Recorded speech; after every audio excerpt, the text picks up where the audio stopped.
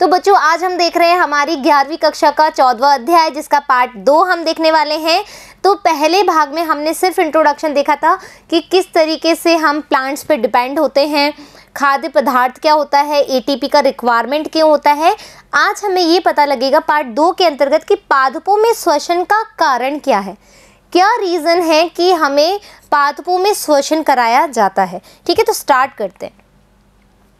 देखो बच्चों, एक और स्टार्ट करने से एक जो बहुत इंपॉर्टेंट बात है वो है दो चीज़ें। एक हमने देखा था फोटो रेस्पिरेशन, है ना, यानी कि प्रकाश श्वसन, और एक हमने अभी देखा है पादपों में श्वसन।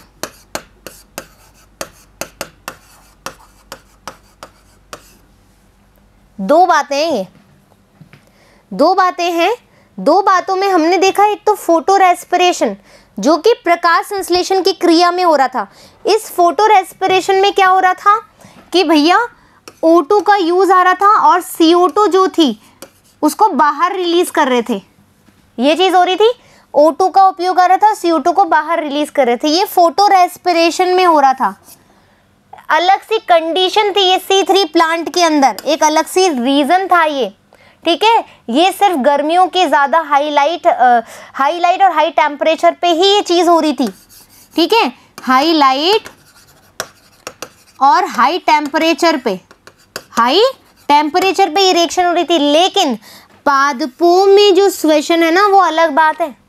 पादपों में श्वसन क्या है, ये जनरली क्या करते हैं, ये जनरली O2 को ग्रहण करते हैं। कहाँ से?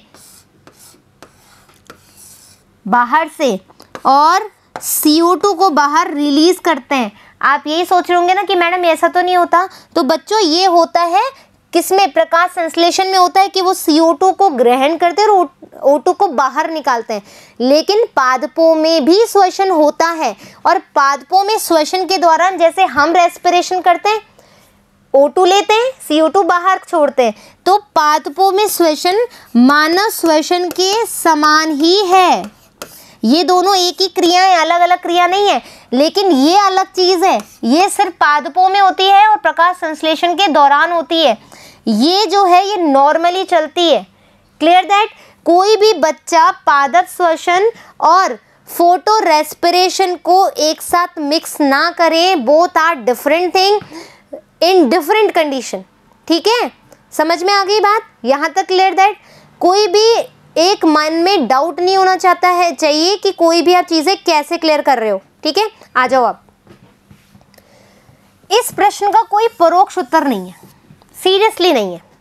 ठीक है, तो मैं सोच रही हूँ कि ये सारी कहानियां गाने से पहले मैं तुम्हें एक स्लाइड लेकर के समझा दूं पहले, वो ज्यादा है, अच्छा है। मतलब मैं समझा दूंगी तो मेरे को भी तसल्ली होगी कि मैं तुम्हें गलत नहीं पढ़ा रही हूँ, मैं तुम्हें मतलब रटा नहीं रही हूँ। मुझे रटाना पसंद ही नहीं है क्योंकि। अब आ जाओ,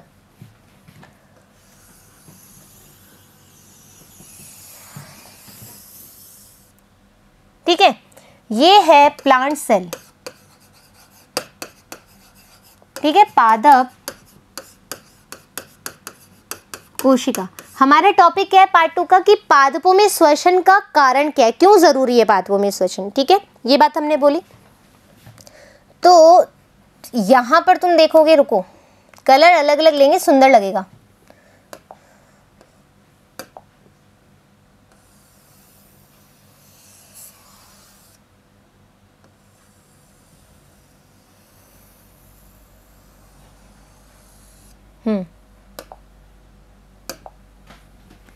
ये है, अरे एक मिनट,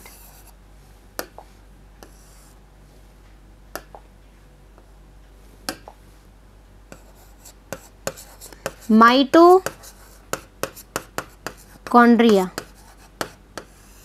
ठीक है,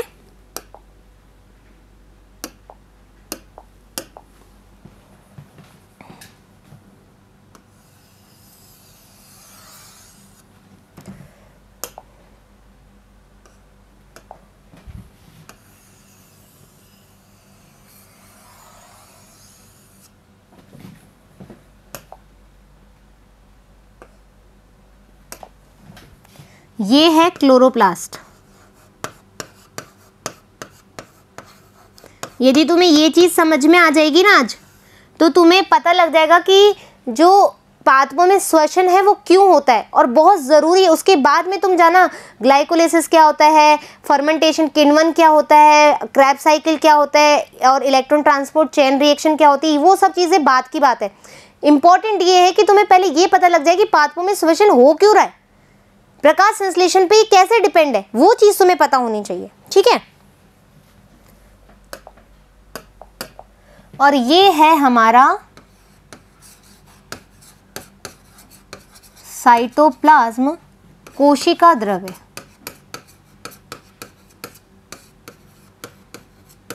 ठीक है, तीनों चीज समझ में आ गई। 3 भाग ले रहे हैं अपन एक कोशिका के। क्या ले रहे हैं? क्लोरोप्लास्ट ले रहे हैं, माइटोकॉन्ड्रिया ले रहे हैं और साइटोप्लाज्म ले रहे हैं। एक और बात, तुम्हें पता है क्लोरोप्लास्ट और माइटोकॉन्ड्रिया, क्लोरोप्लास्ट और माइटोकॉन्ड्रिया क्या है? दोनों डबल मेम्ब्रेन है, यानी कि दोनों में आंतरिक झिल्ली और बाहरी झिल्ली प्रेजेंट होती है। ठीक है, यानी कि लिपिड वाली बात आ गई, लिपिड लेयर वाली। Clear that? यहाँ पर मुझे समझाने की ज़्यादा ज़रूरत नहीं है, जो समझाना है वो समझो। अब ये है हमारे सन चाचू।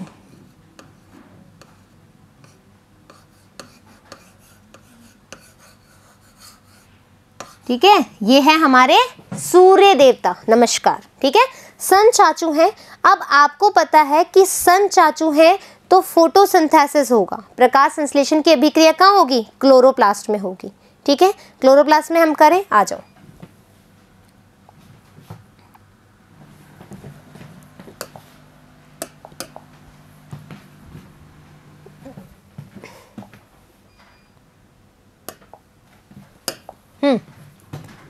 CO2 हमारे पास होती है, H2 हम लेते हैं।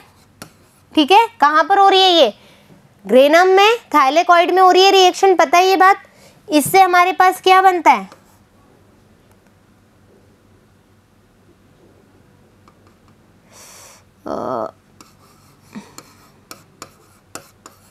RUBP। ठीक है, यहाँ पर अपने पास क्या काम आएगी? ये CO2 काम आ जाएगी। प्रकाशिक अभिक्रिया और अप्रकाशिक अभिक्रिया दोनों चल रही है। CO2 और H2O काम आया अपने पास, हाँ है ना? ठीक है, उससे हमारे पास क्या आ गया? ADP से ATP बना लिया था अपन ने, और इसी के साथ अपन ने क्या बना लिया था? NADP से अपन ने बना लिया था NADPH। याद आ रही है बात? प्रकाशिक अभिक्रिया और अप्रकाशिक अभिक्रिया। यहाँ से अपन ने CO2 लिया और CO2 से क्या कर लिया? 3PGA और ट्रायोस फॉस्फेट और वापस से रीजनरेशन। ये चीज़ मैं दोबारा नहीं बता रही हूँ, बस तुम्हें ये पता होना चाहिए कि यहाँ से क्या बन रहा है अपने पास? ग्लूकोज। यहाँ से क्या बन रहा है? ग्लूकोज बन रहा है। याद आ रही है बात? तो तुमने देखा क्लोरोप्लास्ट में प्रकाशिक और अप्रकाशिक अभिक्रिया हो रही है, प्रकाशिक और अप्रकाशिक अभिक्रिया हो रही है। प्रकाशिक अभिक्रिया से तुमने ATP और NADPH बनाया था। ठीक है, ATP और NADPH बनाया था। ATP ऊर्जा के रूप में यूज आ रहा था और NADPH कार्बोक्सिलेशन में, रिडक्शन अभिक्रिया में काम आ रहा था, रिड्यूसिंग मॉलिक्यूल के रूप में। याद आ रहा है? और ये क्या कर रहा है? ग्लूकोज मॉलिक्यूल बना रहा है। ग्लूकोज मॉलिक्यूल बना रहा है और जो पौधप है, जो प्लांट है, वो उसको स्टार्च के रूप में क्या कर रहा है? संचित कर रहा है। Clear that? ये बात समझ में आ गई? जो ग्लूकोज बना है वो स्टार्च के रूप में संचित हो रहा है। अब क्या हुआ? ठीक है, ये जो ग्लूकोज है ये कहाँ चला गया? साइटोप्लाज्म में। ये जो ग्लूकोज है, यहाँ लिख लो, ये जो ग्लूकोज है ये कहाँ गया? साइटोप्लाज्म में। साइटोप्लाज्म में जब ये ग्लूकोज ले लिया गया तो ये किस में कन्वर्ट हो गया? पाइरूवेट में। हाँ या ना? ग्लूकोज मॉलिक्यूल का, सुन लो एक बार, ग्लूकोज मॉलिक्यूल का पाइरुवेट में ब्रेक डाउन या ग्लूकोज मॉलिक्यूल का ब्रेक डाउन ही क्या कहलाता है? ग्लाइकोलाइसिस।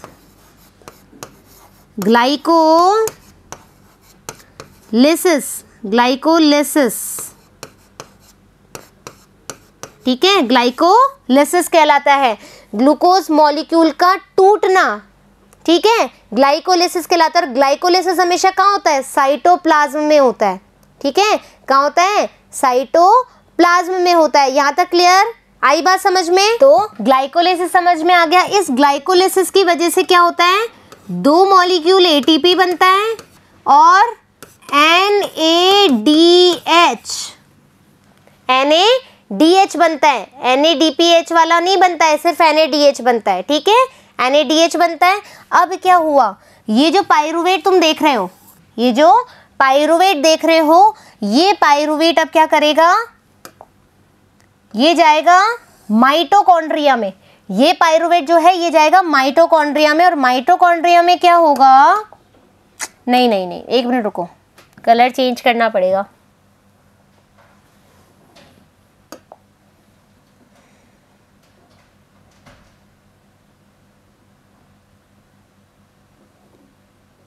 नहीं दिखेगा, नहीं तो वाइट ले लेते हैं, फिर वाइट ही ले लेते हैं इसमें ना। ये पाइरुवेट जो है ये जाएगा क्रेब्स चक्र में, क्रेब चक्र में, ठीक है, क्रेब साइकिल में जाएगा, इसको स्टार्ट करेगा। इसको स्टार्ट करने से क्या होगा? एटीपी बनेगा। ये कहाँ हो रहा है? माइटोकॉन्ड्रिया में हो रहा है। एटीपी बनेगा और साथ में बनेगा अपने पास NADH के मॉलिक्यूल बनेंगे और FADH के मॉलिक्यूल बनेंगे, FADH2 के मॉलिक्यूल बनेंगे, ठीक है। क्रेब चक्र में आया और क्या बनाया? NADH बनाया और FADH2 बनाया और ATP बनाया, ठीक है, क्रेब साइकिल में। ये पाइरुवेट ने क्रेब साइकिल को इनिशिएटिव होने के लिए एनर्जी दी है। फाइन। अब क्या होगा? अब कलर चेंज करना पड़ेगा, पीले से बना लूं, ठीक है। जब रुको एक मिनट, एक और आइडिया है मेरे पास।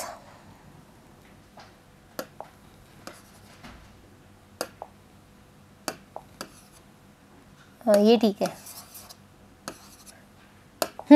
अब देखो, अब यहाँ पर तुमने देख लिया कि पहला चला ग्लाइकोलिसिस और पहले चला अपना फोटोसिंथेसिस। यहाँ हुआ प्रकाश संश्लेषण की अभिक्रिया। प्रकाश संश्लेषण की अभिक्रिया के फलस्वरूप जो ग्लूकोज बचा, कुछ तो स्टार्च के रूप में संचित कर लिया, कुछ ग्लूकोज का मॉलिक्यूल जो है साइटोप्लाज्म में लिया। साइटोप्लाज्म ने ग्लूकोज को पाइरुवेट में तोड़ दिया, जिससे हमारे पास एटीपी आया और NADH आया। NADH ने एनर्जी बना ली, इस ग्लूकोज का ब्रेकडाउन हुआ और इसको हम क्या बोल रहे हैं? ग्लाइकोलिसिस। ग्लाइकोलिसिस रिएक्शन कहाँ हो रही है? साइटोप्लाज्म में हो रही है। और ये ग्लाइकोलिसिस जब हो रही है तो उसके बाद क्या हो रहा है? ये चीज़ तुम्हारे को कहाँ काम आ रही है? क्रेब साइकिल में, जो माइटोकॉन्ड्रिया में। माइटोकॉन्ड्रिया से जब क्रेब साइकिल चला तो एटीपी बना, NADH बना और FADH2 बना। अब क्या होगा? सुनो, यहाँ पर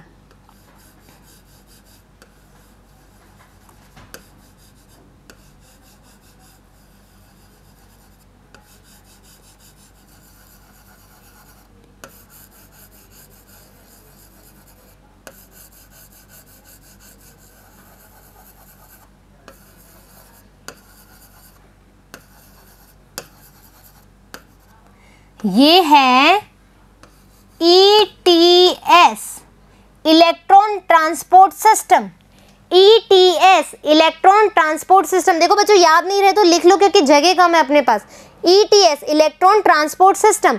इस इलेक्ट्रॉन ट्रांसपोर्ट सिस्टम में ये एनर्जी यहाँ जाएगी, ये एनर्जी यहाँ जाएगी और ये एनर्जी भी यहाँ जाएगी और टोटल ATP बनाएंगे, टोटल ATP बनाएंगे। यानी कि इसीलिए जो माइटोकॉन्ड्रिया है वो शक्ति ग्रह कहलाता है, क्योंकि वो सबसे ज़्यादा ATP का फॉर्मेशन करता है, ठीक है।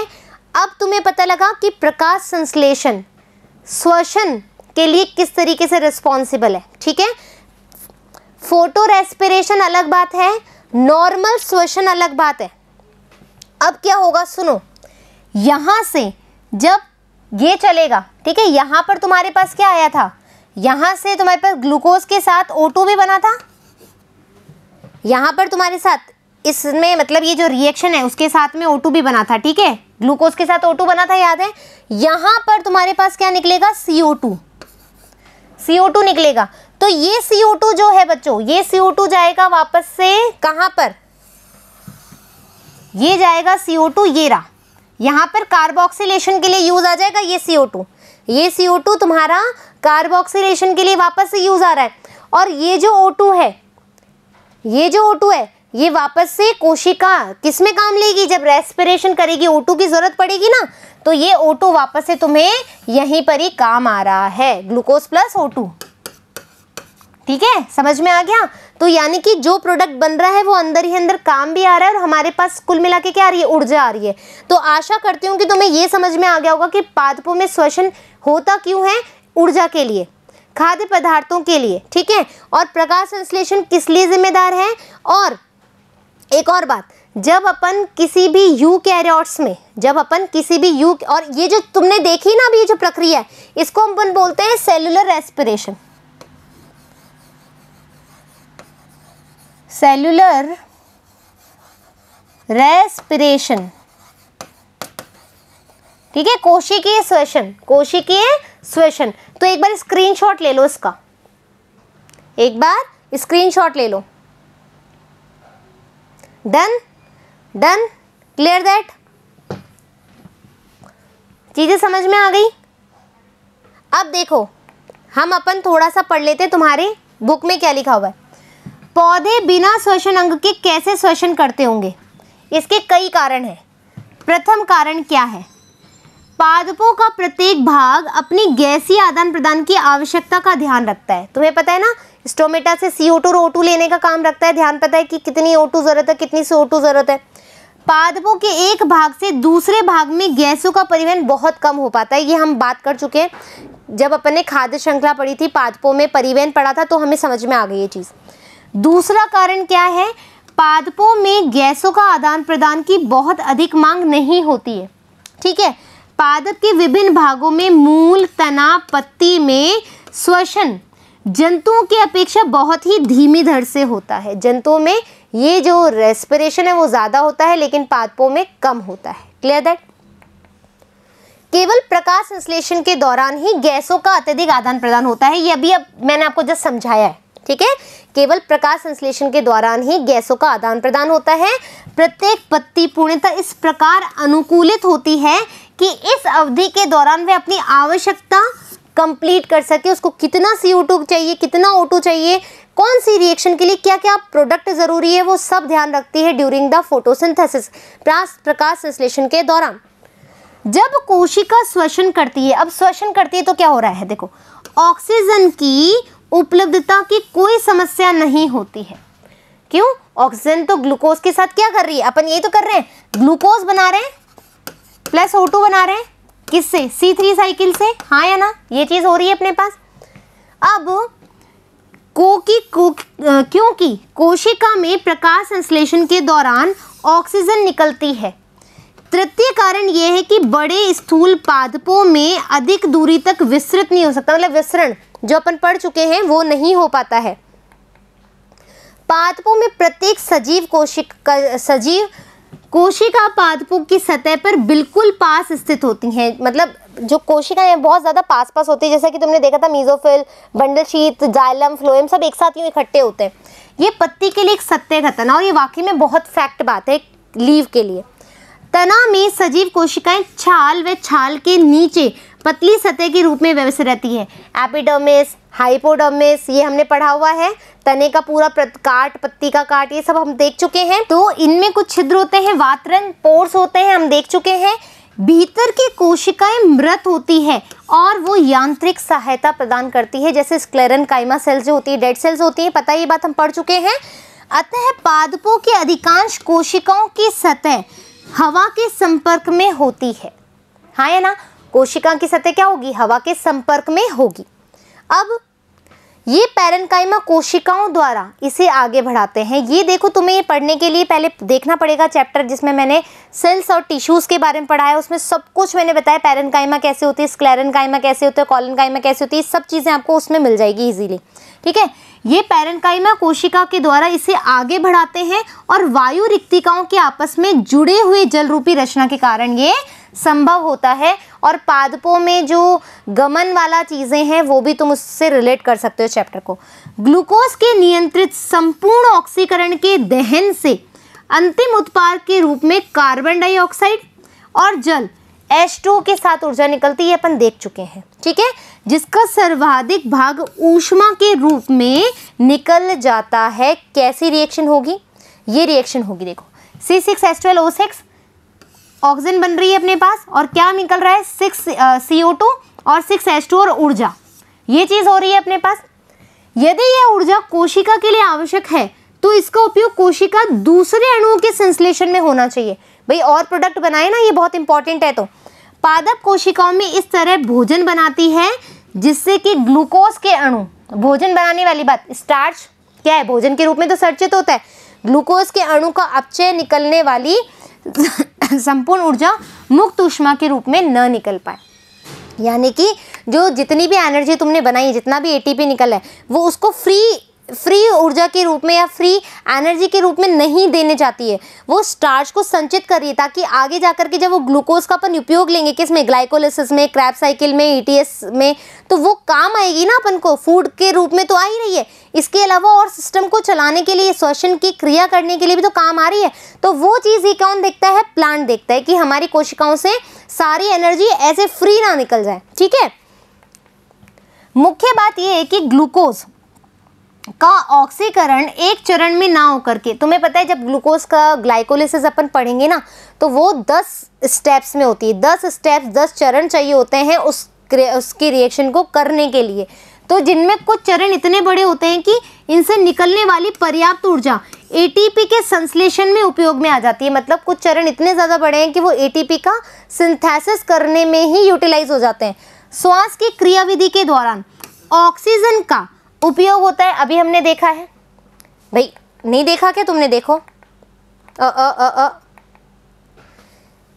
ऑक्सीजन का उपयोग हो रहा है, तभी अपने पास क्या आ रहा है? कार्बन डाइऑक्साइड आ रही है, ऊर्जा आ रही है, रिलीज हो रही है बाहर, और कार्बन डाइऑक्साइड और जल तथा ऊर्जा उत्पाद के रूप में निकलती है। अभी जस्ट हमने देखा है, ठीक है। दहन अभिक्रिया के लिए ऑक्सीजन का आवश्यकता होती है, जो दहन क्रिया होगी उसके लिए ऑक्सीजन की आवश्यकता होगी, परंतु कुछ कोशिकाएं ऑक्सीजन की उपस्थिति में ही और अनुपस्थिति में भी जीवित रहती है। यानी कि जो जो होते हैं, अनऑक्सी होते हैं और ऑक्सी होते हैं, यानी कि ऑक्सीजन की प्रेजेंस बहुत ज़रूरी होती है, और कुछ जो जीव होते हैं वो ऑक्सीजन के बिना या ऑक्सीजन के अभाव के बिना भी जीवित रह सकते हैं, ठीक है, यानी श्वसन क्रिया कर सकते हैं। आज भी उपलब्ध सजीवों में हम जानते हैं कि कुछ अनऑक्सी यानी कि ऑक्सीजन रहित वातावरण हेतु अपने आप को अनुकूलित कर सकते हैं।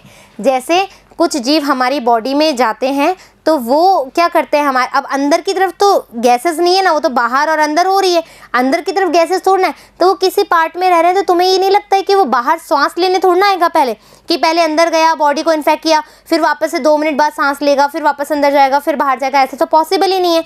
तो वो क्या करते हैं, ऐसा वातावरण, अनऑक्सी वातावरण जहाँ पर ऑक्सीजन नहीं होती है, वहाँ पर भी सर्वाइव करने की कैपेबिलिटी उनमें होती है। इनमें से कुछ विकल्पीय अनऑक्सी होते हैं, विकल्पीय यानी कि उनके पास विकल्प है, जबकि कुछ अनऑक्सी स्थिति में की ही आवश्यकता अविकल्पीय होती है, ठीक है। किसी के पास विकल्प होता है, किसी को विकल्प की आवश्यकता नहीं होती है।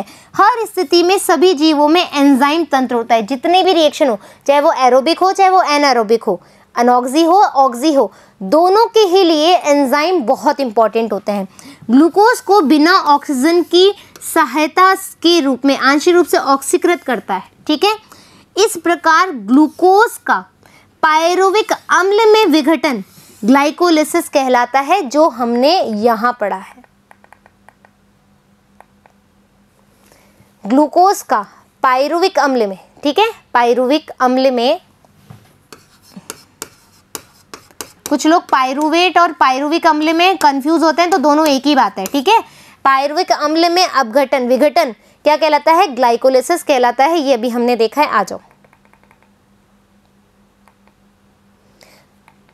तो इस प्रकार ग्लूकोज का पायरुविक अम्ल में विघटन ही ग्लाइकोलिसिस कहलाता है। तो अब तुम्हें समझ में आ गया है कि किस तरीके से एक प्लांट में श्वसन रिक्वायरमेंट होता है, क्यों होता है वो भी हम देख चुके हैं, प्रकाश संश्लेषण पे निर्भरता क्यों होती है वो भी हम देख रहे हैं, कौन कौन से सिस्टम उसको हेल्प करते हैं वो भी हमने देख लिया। ठीक है, आशा करती हूँ कि आपको ये पार्ट बहुत अच्छे से समझ में आया होगा।